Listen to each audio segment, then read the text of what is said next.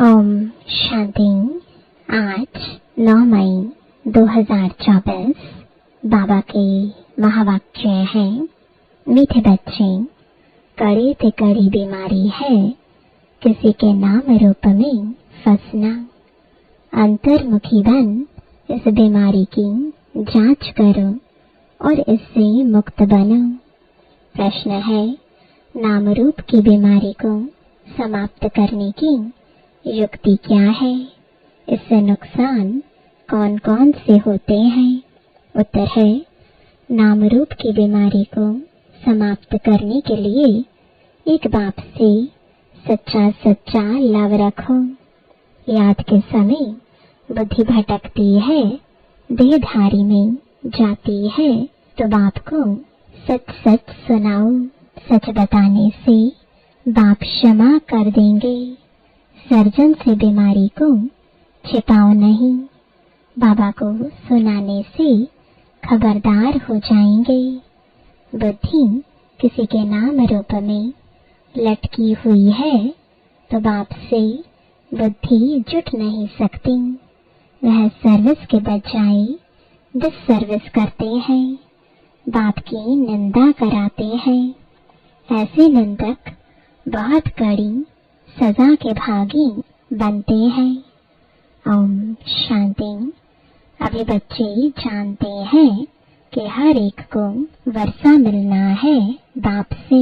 भाई को भाई से कभी वर्षा नहीं मिलता, और फिर भाई व बहन जो भी हैं उनको हर एक की अवस्था का पता नहीं पड़ता है। सब समाचार बाप दादा के पास आते हैं। यह है प्रैक्टिकल में। हर एक को अपने को देखना है कि मैं कहाँ तक याद करता हूँ, कोई के नाम रूप में कहाँ तक फंसा हुआ हूँ। हमारे आत्मा की वृत्ति कहाँ कहाँ तक जाती है, आत्मा खुद जानती है। अपने को आत्मा ही समझना पड़े। हमारी वृत्ति एक शिव बाबा की तरफ जाती है या और कोई के नाम रूप तरफ जाती है। जितना हो सके अपने को आत्मा समझ एक बाप को याद करना है और सब भूलते जाना है। अपने दिल से पूछना है कि हमारी दिल सिवाय बाप के और कहाँ भटकती तो नहीं है। कहीं धंधे धोरी में या घर गृहस्थ मित्र संबंधियों आदि तरफ बुद्धि जाती तो नहीं है। अंतर्मुखी होकर जांच करनी है।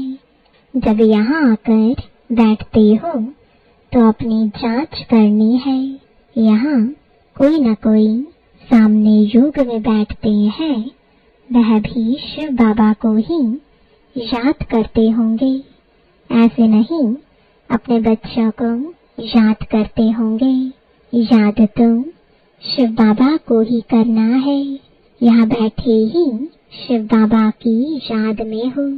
फिर चाहे कोई आंखें खोल कर बैठे हैं व आंखें बंद कर बैठे हैं, यह तो बुद्धि से समझ की बात है। अपने दिल से पूछना होता है, बाबा क्या समझाते हैं? हमको तो याद करना है एक को। यहाँ जो बैठने वाले हैं वह तो एक शिव बाबा की ही याद में होंगे। तुमको नहीं देखेंगे क्योंकि उनको तो कोई की भी अवस्था का पता ही नहीं है। हर एक का समाचार बाप के पास आता है। वह जानते हैं कौन कौन बच्चे अच्छे हैं, जिनकी लाइन क्लियर है, उनका और कहाँ भी बुद्धि योग नहीं जाता है। ऐसे भी होते हैं कोई का बुद्धि योग जाता है, फिर मुरली सुनने से चेंज भी होते रहते हैं। फील करते हैं कि यह तो हमारी भूल है, हमारी दृष्टि वृत्ति बरोबर रॉन्ग थी। अब उनको राइट करना है, रॉन्ग वृत्ति को छोड़ देना है। यह बाप समझाते हैं, भाई भाई को नहीं समझा सकते। बाप ही देखते हैं इनकी वृत्ति दृष्टि कैसी है। बाप को ही सब दिल का हाल सुनाते हैं। शिव बाबा को बताते हैं तो दादा समझ जाते हैं। हर एक के सुनाने से देखने से भी समझते हैं। जब तक सुने नहीं तब तक उनको क्या पता कि यह क्या करते हैं।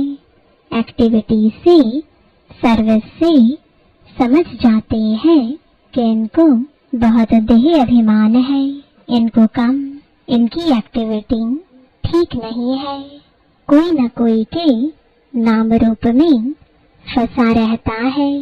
पापा पूछते हैं, कोई की तरफ बुद्धि जाती है, कोई साफ बतलाते हैं, कोई कोई फिर नाम रूप में फंसे हुए ऐसे हैं जो बताते ही नहीं है, अपना ही नुकसान करते हैं। बाप को बतलाने से उनकी क्षमा होती है और फिर आगे के लिए भी संभाल करते हैं। बहुत है जो अपनी वृत्ति सच नहीं बताते, लज्जा आती है। जैसे कोई उल्टा काम करते हैं तो सर्जन को बताते नहीं है, परंतु छिपाने से बीमारी और ही वृद्धि को पाएगी। यहाँ भी ऐसे है, बाप को बताने से हल्के हो जाते हैं, नहीं तो वह अंदर में रहने से भारी रहेंगे। बाप को सुनाने से फिर दोबारा ऐसे नहीं करेंगे। आगे के लिए अपने पर खबरदार भी रहेंगे। बाकी बताएंगे नहीं तो वह वृद्धि को पाता रहेगा। बाप जानते हैं यह सर्विसेबल बहुत है। क्वालिफिकेशन कैसी रहती है, सर्विस में भी कैसे रहते हैं। कोई के साथ लटके तो नहीं है। हर एक की जन्म पत्री को देखते हैं, फिर इतना उनसे लव रखते हैं, कशिश करते हैं। कोई तो बहुत अच्छी सर्विस करते हैं। कभी भी कहाँ उन्हों का बुद्धि योग नहीं जाता। हाँ, पहले जाता था, अब खबरदार है। बताते हैं, बाबा अब मैं खबरदार हूँ। आगे बहुत भोले करते थे। समझते हैं देह अभिमान में आने से भूले ही होंगे, फिर पद तो भ्रष्ट हो जाएगा। भल किसको पता नहीं पड़ता है, परंतु पद तो भ्रष्ट हो ही जाएगा। दिल की सफाई इसमें बहुत चाहिए, तब तो ऊंच पद पाएंगे। उनकी बुद्धि में बहुत सफाई रहती है। जैसे इन लक्ष्मी नारायण की आत्मा में सफाई रहती है ना, तब तो ऊंच पद पाया है।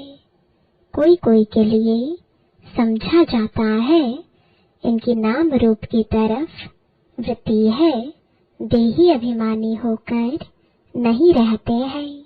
इस कारण पद भी कम होता गया है। राजा से लेकर रंक तक नंबरवार पद तो है ना। यह क्यों होता है, इसको भी समझना चाहिए।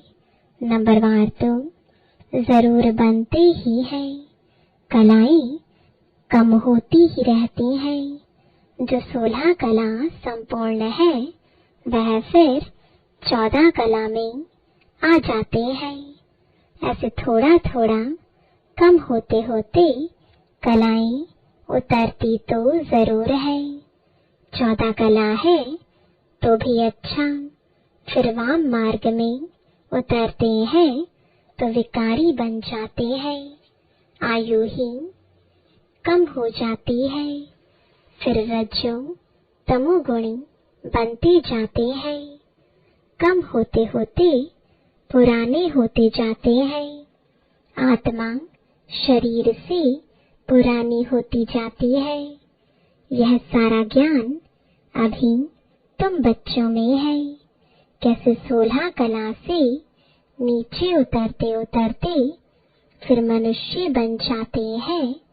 देवताओं की मत तो होती नहीं, बाप की मत मिली, फिर 21 जन्म मत मिलने की दरकार ही नहीं रहती है।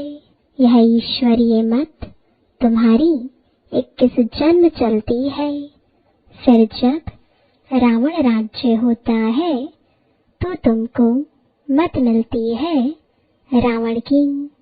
दिखाते भी है देवताएं वाम मार्ग में जाते हैं, और धर्म वालों की ऐसी बात नहीं होती है। देवता जब वाम मार्ग में जाते हैं तब और धर्म वाले आते हैं। बाप समझाते हैं, बच्चे अभी तो तुम्हें वापस जाना है। यह पुरानी दुनिया है। ड्रामा में यह भी मेरा पार्ट है। पुरानी दुनिया को नया बनाना यह भी तुम समझते हो। दुनिया के मनुष्य तो कुछ नहीं जानते। तुम इतना समझाते हो, फिर भी कोई अच्छी रुचि दिखाते हैं, कोई तो फिर अपनी ही मत देते हैं। यह लक्ष्मी नारायण जब थे तो पवित्रता, सुख, शांति सब थी। पवित्रता की ही मुख्य बात है। मनुष्यों को यह पता नहीं है कि सतयुग में देवता पवित्र थे। वह तो समझते हैं देवताओं को भी बच्चे आदि हुए हैं, परंतु वहाँ युग बल से कैसे पैदाइश होती है यह किसको भी पता नहीं है। कहते हैं सारी आयु ही पवित्र रहेंगे तो फिर बच्चे आदि कैसे होंगे। उन्हों को समझाना है इस समय पवित्र होने से फिर हम 21 जन्म पवित्र रहते हैं। गोया श्रीमत पर हम वॉइसलेस वर्ड स्थापन कर रहे हैं। श्रीमत है ही बाप की, गायन भी है मनुष्य से देवता किए करतना लागिवार। अभी सब मनुष्य हैं जो फिर देवता बनते हैं। अब श्रीमत पर हम डेटी गवर्नमेंट स्थापन कर रहे हैं। इसमें प्योरिटी तो बहुत मुख्य है। आत्मा को ही प्योर बनना है। आत्मा ही पत्थर बुद्धि बनी है। एकदम क्लियर कर बताओ। बाप ने ही सतयुगी डेटी गवर्नमेंट स्थापन की थी, जिसको पैराडाइज कहते हैं। मनुष्य को देवता बाप ने ही बनाया। मनुष्य थे पतित, उनको पतित से पावन कैसे बनाया। बच्चों को कहा माम एकम याद करो तो तुम पावन बन जाएंगे। यह बात तुम किसको भी सुनाएंगे तो अंदर में लगेगा। अब पतित से पावन कैसे बनेंगे। जरूर बाप को याद करना होगा और संग बुद्धि योग तोड़ एक संग जोड़ना है, तब ही मनुष्य से देवता बन सकेंगे। ऐसे समझाना चाहिए। तुमने जो समझाया वह ड्रामा अनुसार बिल्कुल ठीक था। यह तो समझते हैं, फिर भी दिन प्रतिदिन पॉइंट्स मिलती रहती हैं समझाने लिए। मूल बात है ही कि हम पतित से पावन कैसे बने।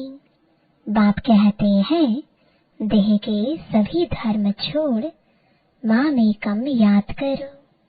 इस पुरुषोत्तम संगम युग को भी तुम बच्चे ही जानते हो।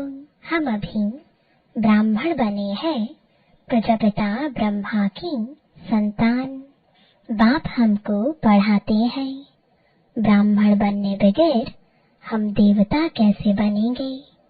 यह ब्रह्मा भी पूरे 84 जन्म लेते हैं, फिर उनको ही पहला नंबर लेना पड़ता है।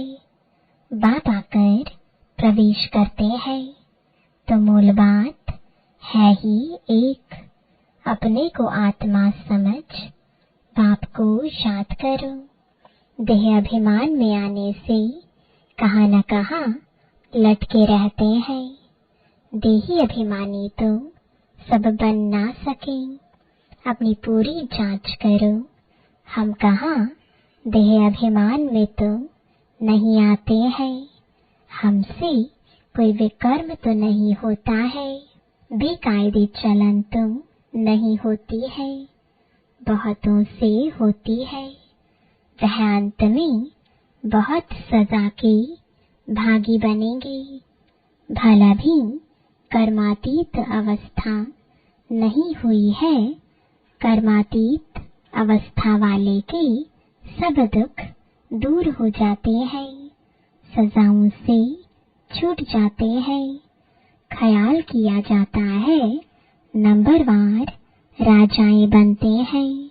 जरूर किसका कम पुरुषार्थ रहता है, जिस कारण से सजा खानी पड़ती है। आत्मा ही गर्भ जेल में सजा भोगती है। आत्मा जब गर्भ में है तो कहती है हमको बाहर निकालो, फिर हम पाप कर्म नहीं करेंगे। आत्मा ही सजा खाती है, आत्मा ही कर्म विकर्म करती है। यह शरीर कोई काम का नहीं है, तो मुख्य बात अपने को आत्मा समझना चाहिए। जो समझे बरोबर सब कुछ आत्मा करती है। अभी तुम सब आत्माओं को वापस जाना है, तब ही यह ज्ञान मिलता है, फिर कभी यह ज्ञान मिलेगा नहीं। आत्म अभिमानी सबको भाई भाई ही देखेंगे। शरीर की बात नहीं रहती है। सोल बन गए फिर शरीर में लगाव नहीं रहेगा। इसलिए बाप कहते हैं यह बहुत ऊंची स्टेज है। बहन भाई में लटक पड़ते हैं तो बहुत डिससर्विस करते हैं। आत्म अभिमानी भव, इसमें ही मेहनत है। पढ़ाई में भी सब्जेक्ट होती है, समझते हैं हम इसमें फेल हो जाएंगे। फेल होने कारण फिर और सब्जेक्ट में भी ढीले हो पड़ते हैं। अभी तुम्हारी आत्मा बुद्धि योग बल से सोने का बर्तन होती जाती है। योग नहीं तो नॉलेज भी कम, वह ताकत नहीं रहती है। योग का जौहर नहीं, यह है ड्रामा की नोंद। बाबा समझाते हैं बच्चों को अपनी अवस्था कितनी बढ़ानी चाहिए। देखना है हम आत्मा सारे दिन में कोई भी बेकायदे काम तो नहीं करते हैं। कोई भी ऐसी आदत हो तो फौरन छोड़ देना चाहिए, परंतु माया फिर भी दूसरे तीसरे दिन भूल करा देती है। ऐसी सूक्ष्म बातें चलती रहती हैं। यह है सब गुप्त ज्ञान, मनुष्य क्या जाने। तुम बतलाते हो, हम अपने ही खर्चे से अपने लिए सब कुछ करते हैं। दूसरों के खर्चे से कैसे बनाएंगे। इसलिए बाबा हमेशा कहते हैं मांगने से मरना भला। सहज मिले सो दूध बराबर, मांग लिया सो पानी। मांग कर कोई से लेते हो तो वह लाचारी काशी कलवट खाकर देते हैं तो वह पानी हो जाता है। खींच लिया वह रक्त बराबर, कहीं बहुत तंग करते हैं, कर्जा उठाते हैं तो वह रक्त समान हो जाता है। कर्जा लेने की कोई ऐसी दरकार नहीं है। दान देकर फिर वापस लिया, उस पर भी हरिश्चंद्र का मिसाल है। ऐसा भी मत करो, हिस्सा रख दो तो तुमको काम भी आए। बच्चों को पुरुषार्थ इतना करना है जो अंत में बाप की ही याद हो और स्वदर्शन चक्र भी याद हो। तब प्राण तन से निकले, तब ही चक्रवर्ती राजा बन सकेंगे। ऐसे नहीं पिछाड़ी में याद कर सकेंगे, उस समय ऐसी अवस्था हो जाएगी। नहीं, अभी से पुरुषार्थ करते करते उस अवस्था को अंत तक ठीक बनाना है। ऐसा ना हो कि पिछाड़ी में वृत्ति कहाँ और तरफ चली जाए। याद करने से ही पाप कटते रहेंगे। तुम बच्चे जानते हो, पवित्रता की बात में ही मेहनत है, पढ़ाई में इतनी मेहनत नहीं है। इस पर बच्चों का ध्यान अच्छा चाहिए। तब बाबा कहते हैं, रोज अपने से पूछो, हमने कोई बेकायदे काम तो नहीं किया, नाम रूप में तो नहीं फंसता हूँ, किसको देख लट्टू तो नहीं बनता हूँ, कर्मेंद्रियों से कोई बेकायदे काम तो नहीं करता हूँ, पुराने पतित शरीर से बिल्कुल लव नहीं होना चाहिए, वह भी देह अभिमान हो जाता है।